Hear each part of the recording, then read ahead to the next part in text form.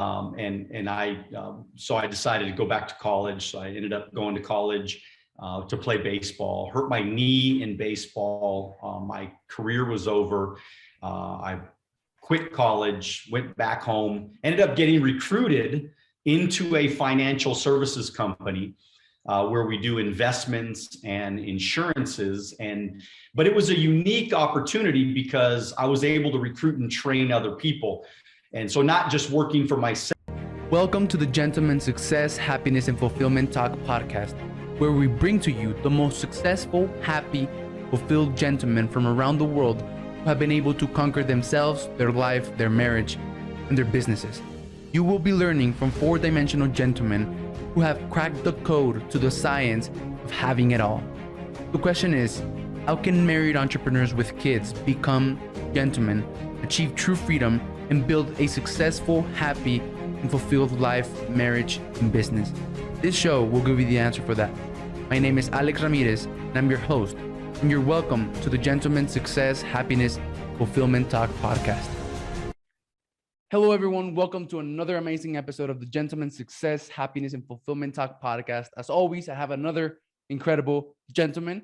And before I introduce him to you, though, I just want to give a big shout out to all of you who have been leaving comments, reviews, and likes on all the major podcasting platforms, Apple, Google, Spotify, and to those who have been watching on YouTube as well. Thank you. And I want to ask you that if you get something out of this interview, some type of feeling, piece of information, or like you get inspired to go and take action, I want to ask you to please share this interview with one friend. Since this is how we grow, this is how we share our message, this is how we motivate, inspire, and bless other men out there to change their lives. And today I have Daniel Alonzo, and he has something very, very unique when I went to his website, which is from a very early age, I knew I wanted to be somebody. And that's the case for me. Like from a very early age, I knew I wanted to be somebody, and then I got lost, right? But anyway, Daniel Alonzo is a husband, father, entrepreneur, business coach, speaker, investor. He helps people build businesses so that they can achieve what I love, which is freedom. And Daniel, thank you very much for being here, man. I really appreciate you making some time for this, and you're welcome. Yeah, I'm excited to be here, Alex. What's amazing is one of my top producers in my organization, his name is Alex Ramirez. So very, very cool, man. Meeting you, 21 years old, dude. You are an absolute stud. We got to talk for a couple of minutes before, and I'm just very, very impressed by you. And I just want to let you know, man, I'm going to be rooting for you all the way to the top, because you're a very, very special young man. And you remind me a lot about myself, and we probably get into this, but your story actually is very, very similar to mine as you were telling me your story. So I'm just glad to be here. Thanks, man. I always get like that comment that, I'm going to do amazing things with my life, and I'm starting to believe it, man. 70 interviews in the last 3 months, I'm starting to believe it. So that's like one of the main benefits that I've had, a change in who I believe myself to be. And the first thing that I ask my guests to do, Daniel, is I tell them to walk us through their entrepreneurial journey in 75 seconds or less. I got started when I was 21 years old. I hurt myself. Well, I was a bad kid growing up, number one. Did a lot of bad things that you weren't supposed to do growing up. So I decided to go back to college. So I ended up going to college to play baseball. Hurt my knee in baseball. My career was over. I quit college, went back home, ended up getting recruited into a financial services company where we do investments and insurances. But it was a unique opportunity because I was able to recruit and train other people.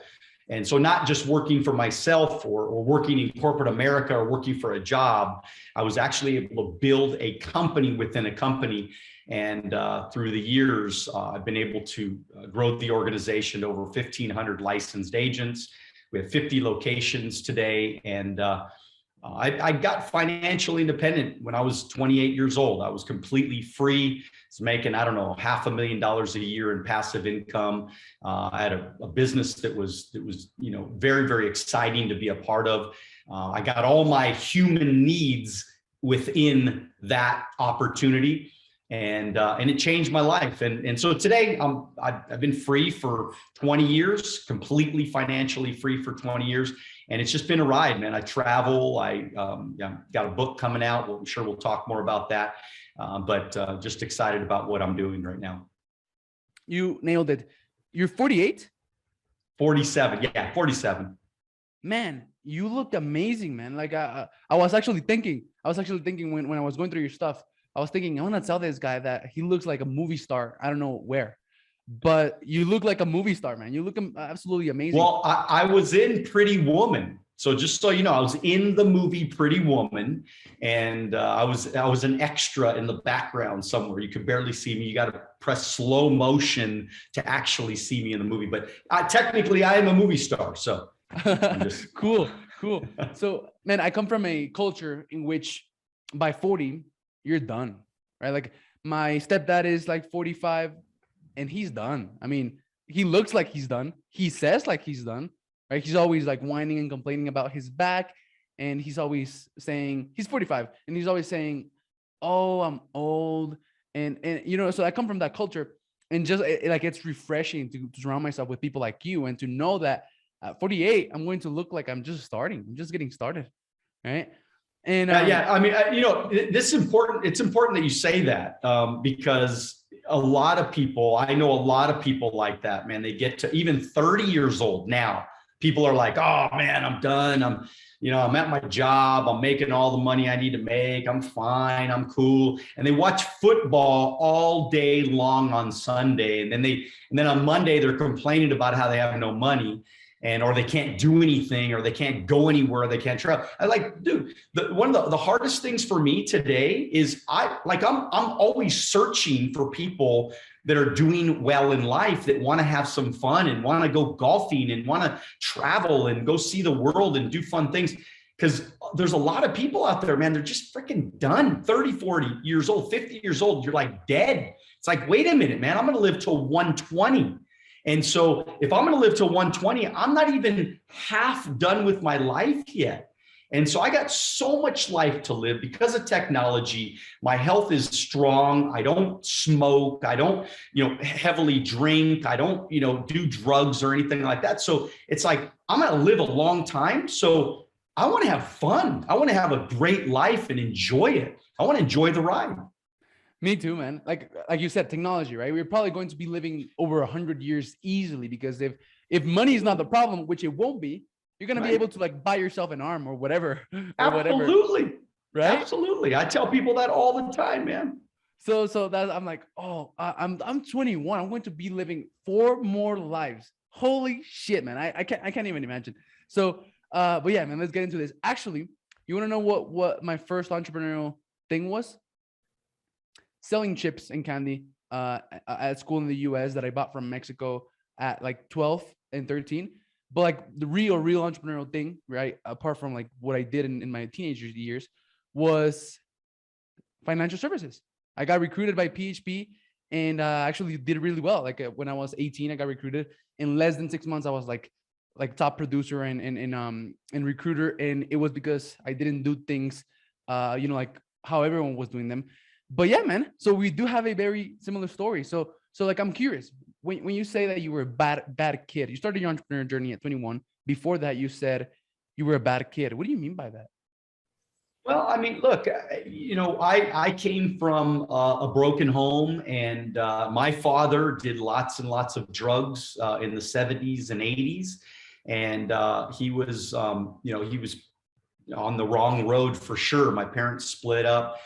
Me, my mom, and my brother, we lived in a tiny little apartment, and my mom remarried. And of course, my stepdad put us in a really, really good situation. We've gotten to better schools, better city, better environment. And of course, that changed my life. But The truth is that, during those years though, there was a real big chip on my shoulder, and there was just a streak of me where, I was drinking at 12 years old. I mean, I was, smoking at a young age. I was trying a lot of different drugs, and I wouldn't consider myself an addict or anything like that. I mean, thank God, I think my mom kind of kept me in check where I knew the line. So I got in a lot of trouble. I got really bad grades. I was, always, I was never going along. Now, again, in a bad way, if you were to look at me back then, you would say that kid's a bad kid. But in a way, I was just rebellious. I just didn't want to do things the way everybody was telling me to do them. And maybe that's why I've been a okay, successful entrepreneur, because I never want to do things like everybody else. I was the first person in our business to have a scanner. I was the first person to have a laptop or an iPad when everybody said, don't do that stuff. I was, I'm the first person to have a podcast, and I'm writing a book, and I'm doing things different than what everybody around my environment has done through the years. And I think that I just always had that little streak in me that I was willing to try new things. I was willing to risk things. Now, again, at a young age, it kind of put me in some crazy situations. I was around a lot of bad, crowds, and again, a lot of drugs, a lot of alcohol, a lot of smoking, a lot of, stealing and things like that. And thank God I went into business, because really business is what changed my life. When I went into business, I literally stopped all of that, and I just got focused on building a business. And without that, I mean, I who knows where I probably at some point would have went to jail, and some point would have been, had some sort of record long term. Yeah. So many entrepreneurs that I've spoke to have this like personality of, like driven personality, but at an early age, all of that drive goes to the wrong things, right? And then you put that drive into the right things, and then magic starts happening. But yeah, business, like when you're all focused on business and like you have a purpose and you have something that you're after that is really meaningful to you, you don't have no time to gossip or to talk about other people or to drink and do drugs. Actually, I was at 10X conference this past weekend, and Grant Cardone was like, people who hate, it's because they're not busy enough, man. Right? So you got busy, 21, right? So you got recruited. How did you come across the business opportunity?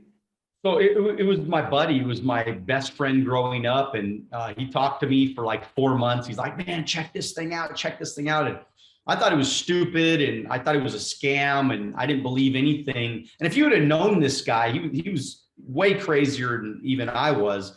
And he, so I didn't believe him at all.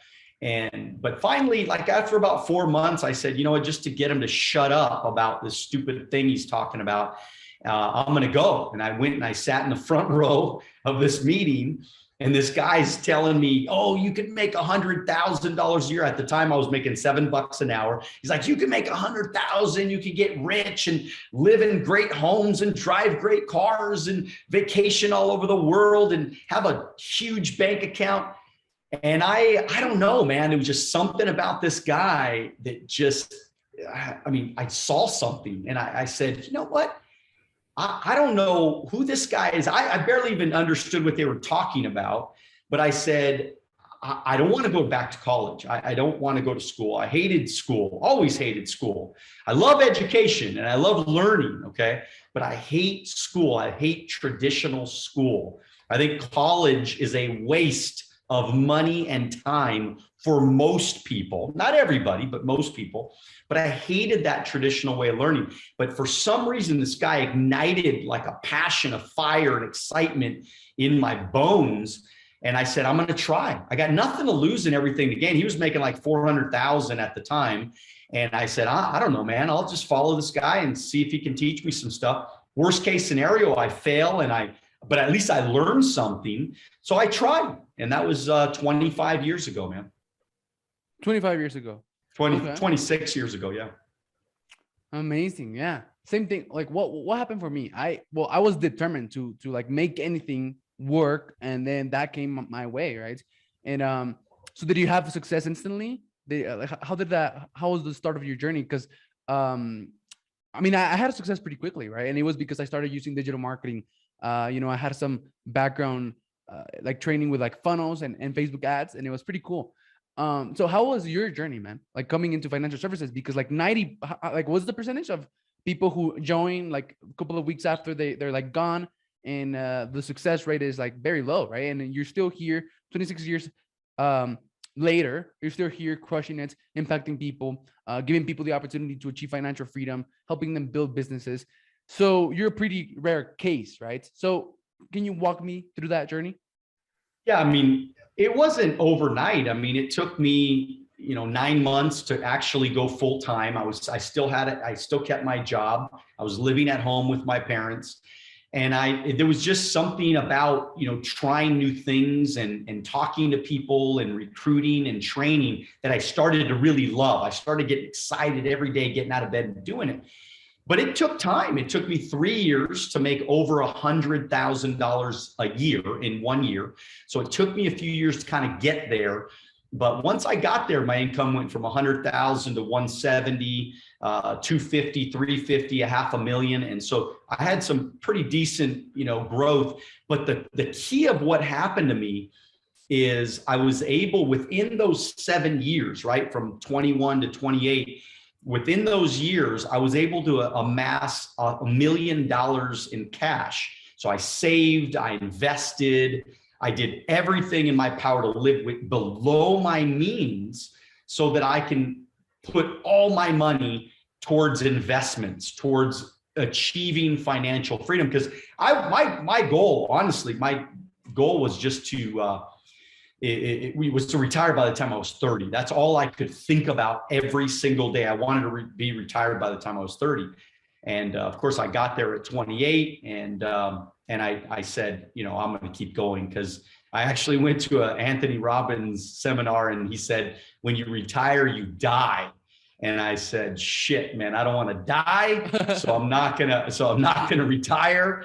And I kept going. And, but really, it wasn't an overnight success for me. I struggled, man. I never sold anything. We didn't have funnels back then. We didn't have YouTube. I had to pay, $30 for a tape cassette, to try to learn from somebody. I mean, think about all the shit we give away for free today, all the knowledge, all the information, you could just sit and watch YouTube all day long and get a college degree in a couple of months. And we didn't have that back then. And so I did struggle, and it was hard for me. And I was always trying to figure this thing out. But once I think I started to learn how to sell, to really influence people to my way of thinking through the usage of asking proper questions, that's when everything changed for me, because then everybody was telling me yes, or at least the majority of people, they were saying yes. And it was simply because I knew the right words to use. I knew the right questions to ask. And that made all the difference. Yeah. Learning how to sell 100%, especially like in this kind of business in which you're like, you recruit people and, like network marketing, sell, like it's all about sales. It's all about talking to people. And, so did you learn that by trial and error, or did you got? Yeah, I mean, I had mentors, man. I mean, I hooked up with one of the most successful guys in the history of the company. I was very fortunate. I had like two guys above me in the company. They were the most successful people in the history of the company. And I hooked up with these guys. I told, the one guy, my main mentor, I told him, I said, hey, dude, I'm going to call you every day. And I'm gonna keep myself accountable to you every day, because I believe accountability is really the separator. People that don't like accountability, I think you struggle a lot longer. And people that don't get a mentor, they struggle a lot longer versus hooking up with the right people and then just doing what they tell you to do. Because yes, I'm an innovator, and I like to do things my own way, and I like to learn new things and try different things. And I did, but I also realized early on that there was a very simple system and structure. And, there was only so many objections. And so once I understood how to overcome all the objections and understood the structure, understood the leadership, understood the game plan based on what I learned from my mentors, I just did it. And then I called my mentor every day for feedback. I wanted feedback that was going to guide my progress.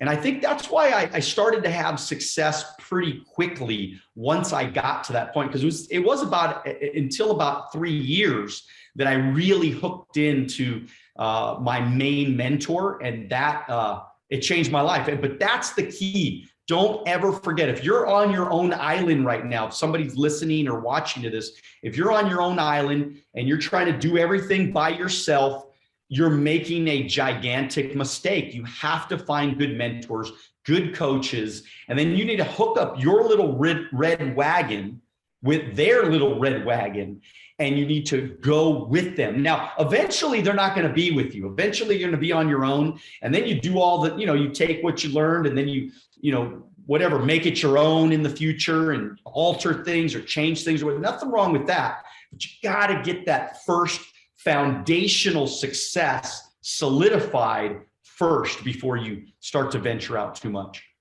That's the beautiful thing about like network marketing. And I love network marketing.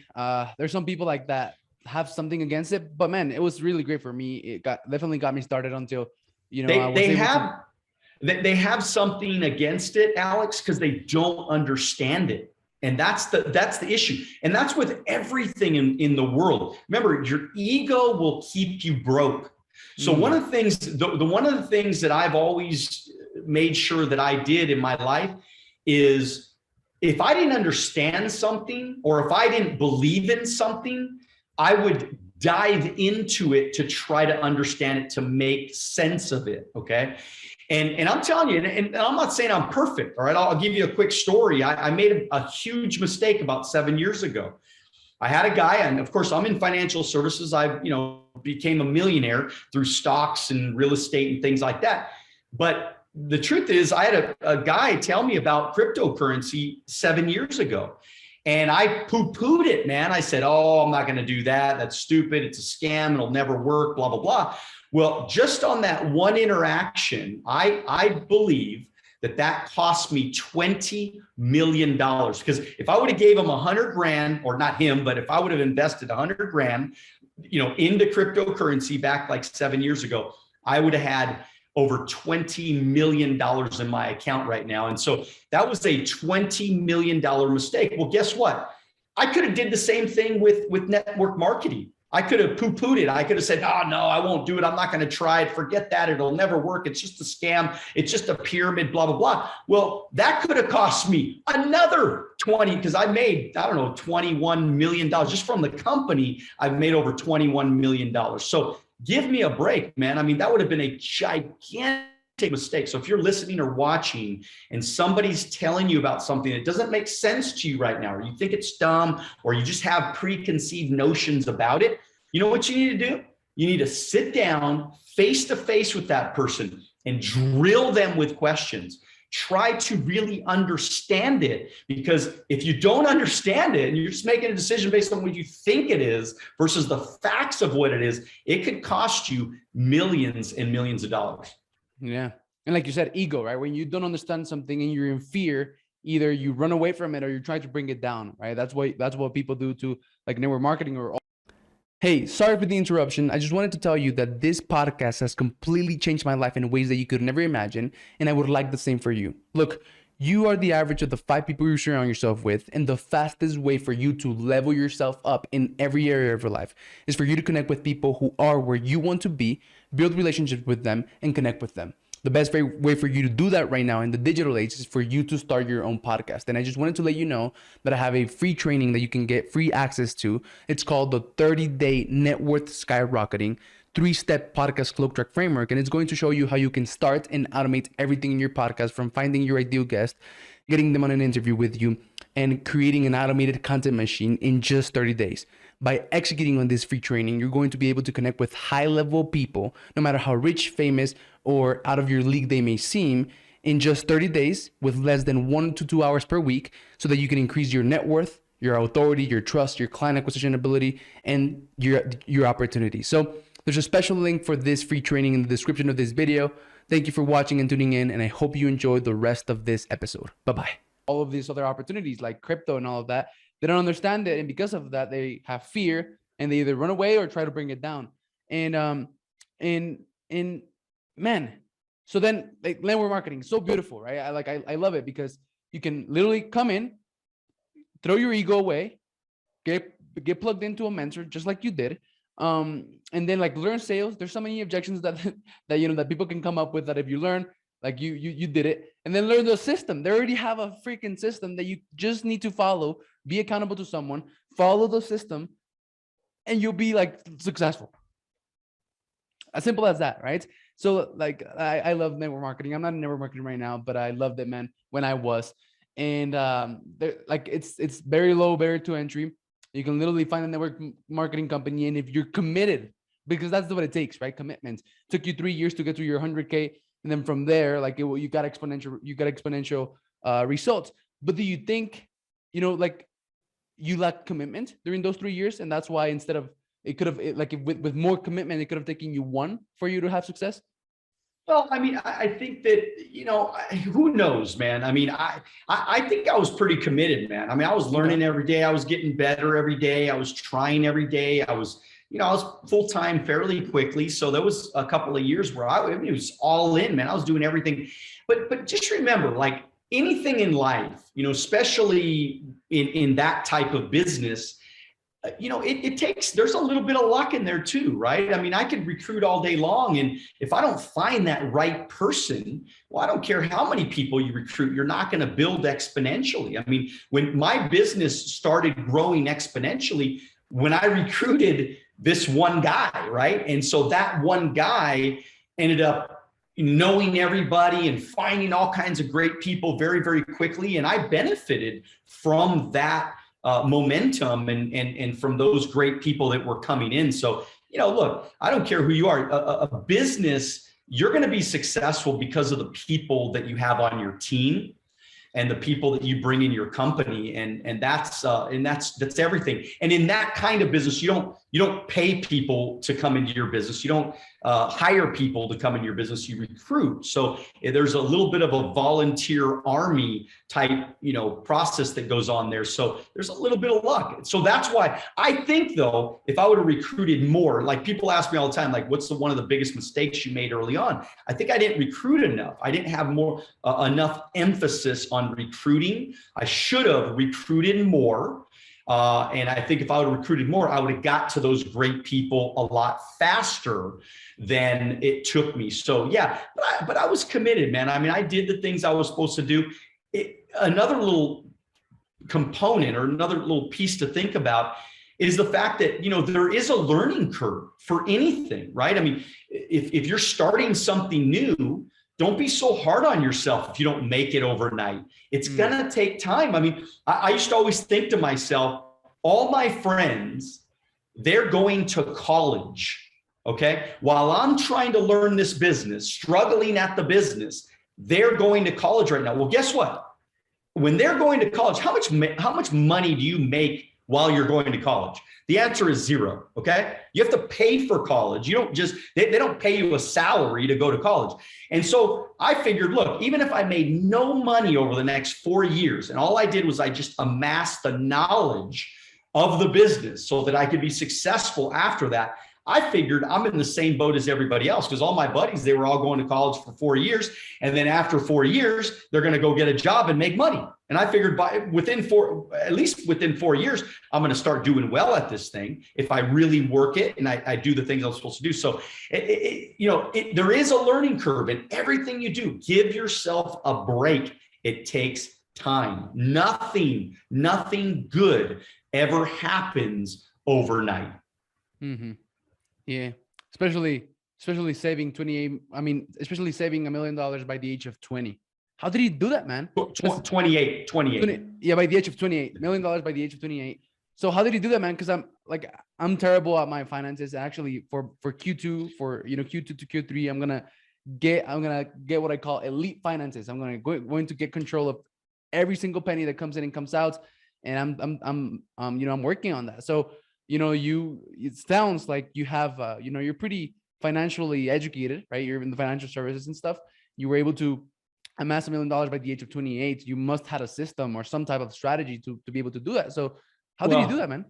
well, number one, you need to call me. Okay. So I'll help you with that. All right. I'll guide you, give you some advice on how to do that, because it's not hard to do.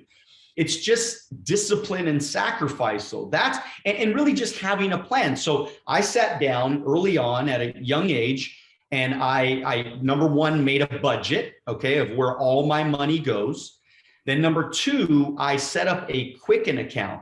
So every single person listening to my voice, watching me right now, you need to have some sort of financial software. I know people making $500,000 a year that have no financial software. And I'm going, you got to be kidding me. You're blowing it.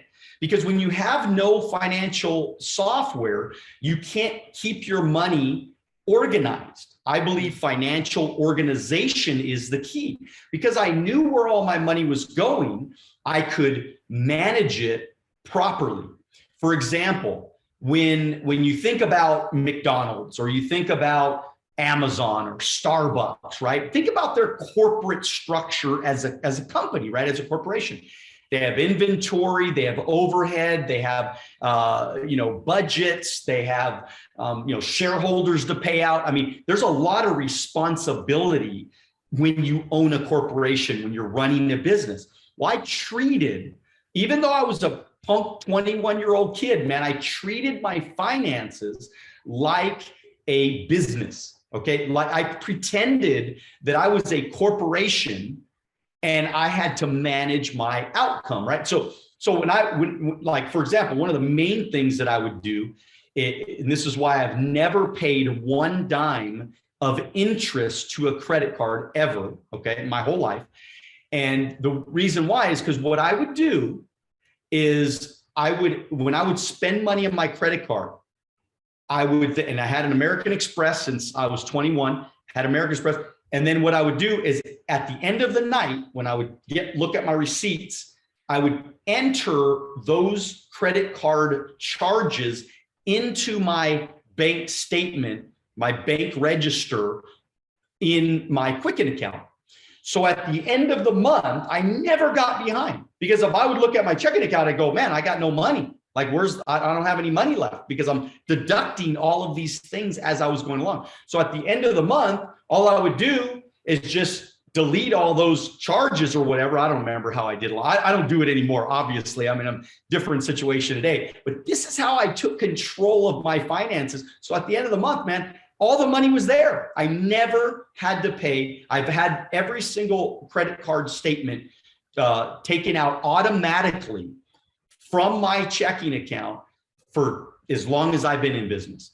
And again, it was all because of financial organization. So those are just a couple of two little things that I did. And then, of course, probably the most important thing is when I took the money, because I would always like try to set some money away. Always, like if I had extra money or I got a big check that came in, I would take a large chunk of that money and I would throw it into my savings. Okay. And I'd build up that savings at $25,000 or $50,000. And then I would take a good chunk I'd always leave myself a little emergency fund, but I'd take a good chunk of that money and I would invest it long-term. So out of sight, out of mind, right? I'd put it in a piece of real estate. I would put it into a mutual fund. I would put it into something like that, long-term, right? My IRA account or whatever. And I would do that. And so that was my long-term wealth. And that stuff just kept compounding. But then you got to know where the money's going, right? Are you investing in the right places? If you're investing it into a mutual fund that's conservative and you're only getting 2%, you're blowing it, right? You put it into a cash value whole life policy or something like that at 2%, you're blowing it. You're just dumb to do that. So I managed my finances. I managed my investment returns. And there were years where I was getting 100% return on my money. And that's how it grew so fast. Nice. Awesome. So did you get this from because, when you told your story, it doesn't sound like you were taught this, or maybe you were, I don't know. But were you taught this, or was it just your like determination to be financially free by 30? You know what really helped me is when I was making $7 an hour at my job, I worked in a little office and it was just me and the owner. It was just a little mom and pop business. And I was like his kind of little gopher guy and go do this. And I'd have to do deliveries. And, you saw him. you know, I saw him as a small business. Like he had Quicken. I watched him manage his finances. He had, there was a thing called Goldmine. You wouldn't know what this is, but there was a program called Goldmine on your computer that managed all your contacts and stuff. Like a lot of the stuff you take for granted today, we didn't have all this stuff back then. So we didn't have an iPhone that held all of our contacts in there. So I'd get a prospect's number on a piece of paper, and then I would go home at night and I would enter it into the computer. So I had the guy's contact. So that's what helped me stay not only financially organized, but also organized with all my prospects and all my recruits and all my teams. I learned how to use Excel spreadsheets, you know, before Google Docs, right? We just had Excel spreadsheets. So I would print out Excel spreadsheets every month to show my team what our goals were. And I would print out, I'd type out everybody's names and all their goals and what the team goal was going to be. And I did that stuff. And so again, I was a little bit always trying to do above and beyond what I knew everybody else was doing, before everybody else. And I think that's what would help me stay ahead of the game. And again, like you said, a little bit of luck comes into play. What if you never met that small business owner, right? You never built that habit. And then I don't know, maybe you would have never been able to like save that $1 million and then go from there. But yeah, meeting him was like a blessing, one connection, right? So you're writing a book right now, right, man? Yeah. Yep. What is it about? How is it called? What is it about? And when can we find it when it comes out? Okay, so it's called Wealth on the Beach. It's the same title as my podcast, because as you know, I also have a podcast. It's called Wealth on the Beach, iTunes and Spotify, as well as I have a YouTube channel with over 10,700 subscribers so far. And so I take a lot of my content from my podcast and I take the video content and I put it on YouTube. So that's doing great. So very, very excited. But then I've always wanted to write a book, and for years I kind of had this in motion. I had an outline put together. I had little bit of writing here and there, and of course I've amassed tons of training, PowerPoint presentations, manuals, documents that I've sent out to teammates throughout all these years. So I had this incredible pile of stuff of writing, and I just needed to, put this sucker together. And so I ended up connecting with a lady. Her name's Casey Phoenix Casal, and she's on Instagram as well. But she's my co-author. So we ended up meeting. She lives in Australia, kind of crazy, but we just connected, and she said, "Hey, I'm a writer. I'm a real writer." She wrote a couple of books already, and I'm not a real writer. I'm just hopefully going to write a book one day. And she's like, "Let's do this together." And so we ended up joining, and she added she's got a master's in psychology, and really, she's a spiritual healer, life coach, and she had a lot to bring to the table. And I said, "All right, how about we do this?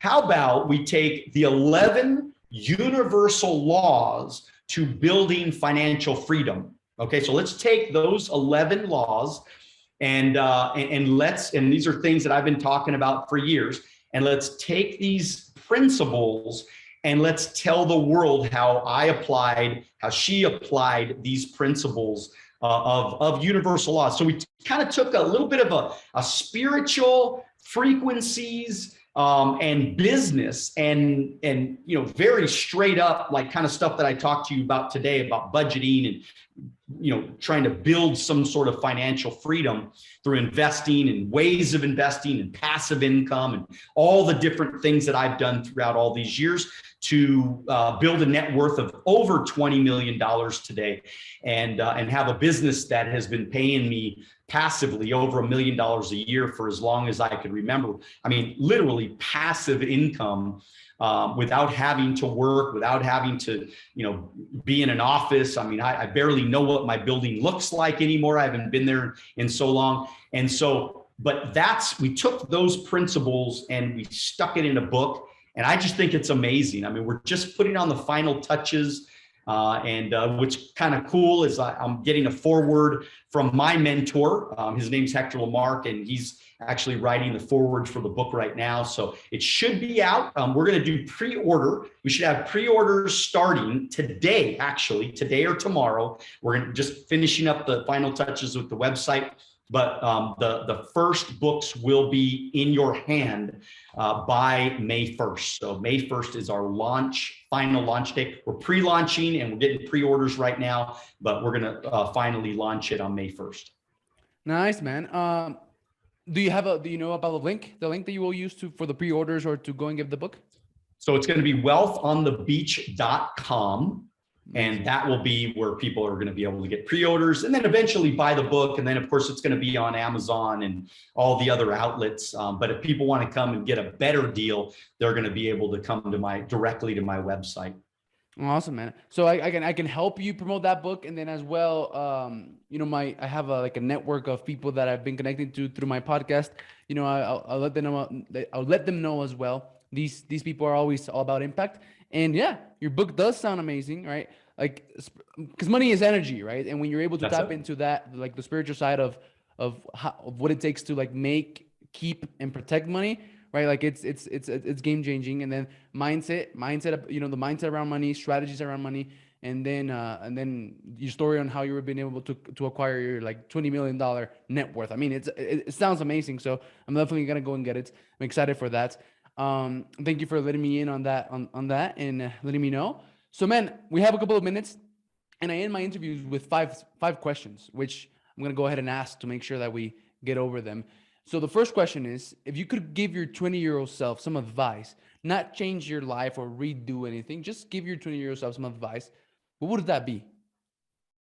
I honestly, I mean, the only advice I'd probably give myself is, at a younger age, I wish that I would have been more involved with, maybe like I don't know, maybe leadership. I wish I would have learned leadership at a younger age, and I think it would have saved me some time. I mean, I think leadership is an idea that is not, you're not just born being a leader. I believe leadership is something that's acquired and learned. And so I think that, if I were to look back, I'd say, man, study leadership, go out and read some John Maxwell books, go out there and really study a leader like Anthony Robbins, or, really study and then communication skills and things like that. Really make sure that's a high priority. That's what I teach my kids. I have a 16-year-old and a 19-year-old, and I teach them all the time that your communication skills, your leadership skills are invaluable for your life. Yeah. So I have this thing called success. Well, they're not mine. I just call them like that. Success skills. And that's sales, right? That's what's going to get you off the ground. That's what's going to get you to sell your way out of doing everything. Then once you sell, you have enough like money, you can like hire or recruit, right? Sales, recruiting, leadership. And then you got to be able to lead those people that you recruit and that you manage. And then like productivity is about self-mastery. But yeah, sales, recruiting, and leadership. So you got in a business that required you to sell and recruit, but then you feel like leadership would have been something that would have been beneficial to you to get into and actually study from more early on. And you would have done that by studying books, leadership courses. And have you done that right now? Have you like take leadership courses and all that? Oh my God. I mean, I've been to every course, every seminar, every leadership, I mean, you name it, man. I mean, can I give you an insight? Yeah, absolutely. Absolutely. Jesus, man. Best leader in the world. Absolutely. Best salesman in the world. Jesus. Best marketer in the world. Jesus. Yep. right? Like I agree. 100%. I agree. I completely agree with that. Can't argue with that. But at the same time, there are some, some really heavy hitters in the industry that can give us some great insights on how to move people in business sometimes. 100%. So, I mean, again, but I'm not disagreeing with you, man. 100%. There's no doubt about it. Just an insight that I got from, having an interview like this with another entrepreneur. Awesome. So the second question is mindset. What is a mindset shift that you've had that you can share with us that you think has contributed to your success? I mean, honestly, like as far as mindset goes, I mean, I think it's everything. I mean, the way you think about things. I mean, I think from a early, I had a lot of limiting beliefs, right? From a early age. I mean, I always thought about myself as like a young, stupid, because I didn't do good in school. I always thought of, like a little, uneducated Mexican kid, because I am half Mexican. I don't speak Spanish, but I am half Mexican, half Irish. But I always looked at myself early on. And so I think my mindset changed when I started to realize that, there are successful people of all walks of life. And then I started to figure out that a lot of these successful people, they didn't have college education, they weren't graduates, they didn't have master's degrees, they weren't, highly, educated in a college or whatever.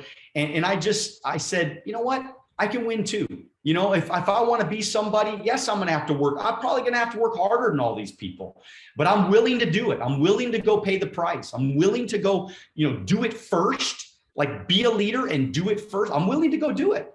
And because I'm willing to go do it, I think in the end, I'm going to do better than most. I mean, I'm probably not going to be the richest person in history. That's not my goal. My goal is not to be the richest person on the planet. My goal is not to, to beat everybody. My goal is not to, win the biggest trophies. Really, my goal has always been to, I just want to make progress, man, because that's what makes me happy.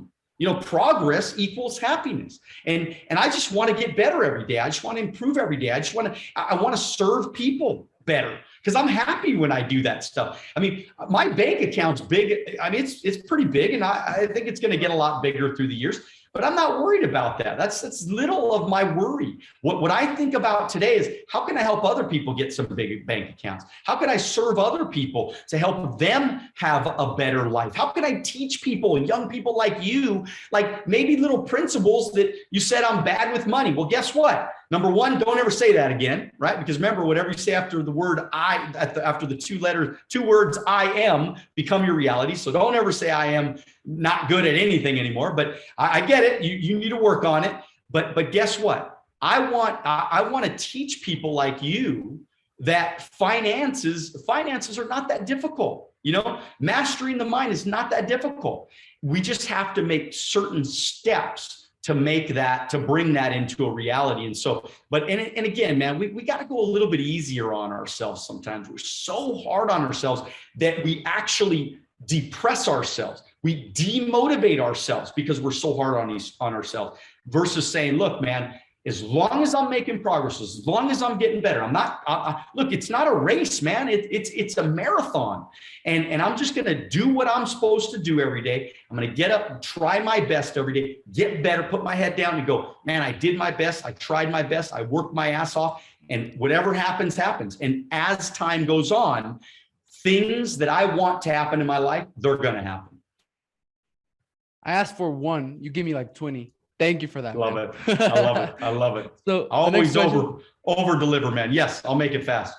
Mindset map clarity, right? So do you have any advice, strategy, or like tactic to help people be more clear, have more clarity for their life?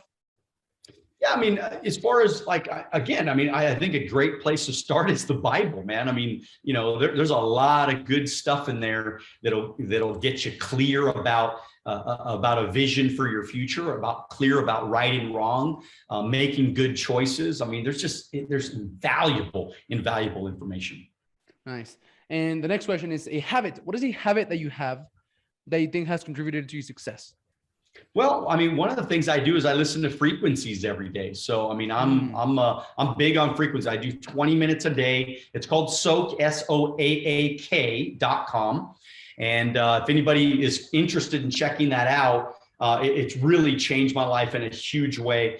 But if you use the coupon code D as in Daniel, A as Alonzo, 50, DA50, they'll give you a 50% discount on that. But, just again, whether you check that out or you just check out YouTube, it doesn't matter. But there's a lot of frequencies out there about wealth and abundance that I think could change, because we really are just energy. And you need to understand that you can manipulate that energy if you understand how to do it correctly. Actually, one thing that I'm going to be diving in this year is like not mastering, but like really diving deep into like the spiritual and all of that stuff that you can't see, right? Yep. So the last question is around measuring and tracking, man. What are your thoughts on that, measuring and tracking? Oh, it's everything. I mean, McDonald's knows how many straws they give out every single day. They know how many hamburgers they sell. So why would you not track your business? I was great at that, man. I mean, early on, I had my Excel spreadsheet. I knew exactly where we were. I knew exactly how many sales. Years and years and years, I tracked every single appointment booked on my team. So every appointment that was booked, I tracked it. I knew our ratios. I knew that if we set up 30 appointments a week, then we would do 30 sales a month. I just knew it. It just was if we did 100 appointments a week, then we do 100 sales a month. I knew exactly what we needed to do to hit the goals each and every month. Done. Mindset, map, motion, measure, money. Money is results, physically, emotionally, financially, sentimentally. So thanks for sharing that. And man, I just love what you're all about. I love that you're all about like the financial, right? And great leader, great salesperson, great speaker, all of that. I just love what you're all about. So if people out there listening loved Daniel Alonzo, where should they go to learn more about him and to tap into his content and everything that he has going on? You got to go to my YouTube channel. Daniel Alonzo, says Alonzo Academy on there. So go check out my YouTube channel. But if you want to get in touch with me, go to my Instagram at Daniel Alonzo, and that's with a Z-O at the end. I'm drinking a coconut, and I have like 7,000 posts or something like that. So make sure you click on the right Daniel Alonzo, because there's fakes out there.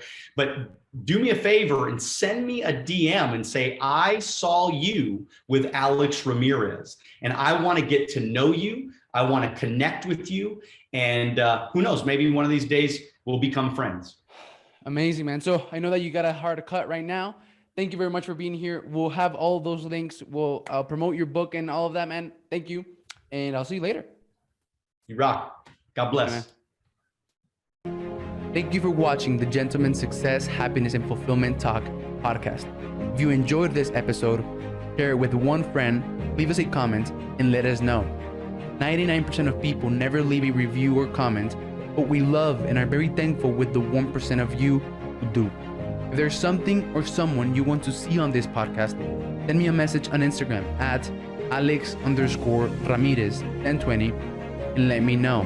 As a thank you for that, I have an amazing surprise for each and every one of you who does take the time to leave us a comment or review on YouTube or one of the major podcasting platforms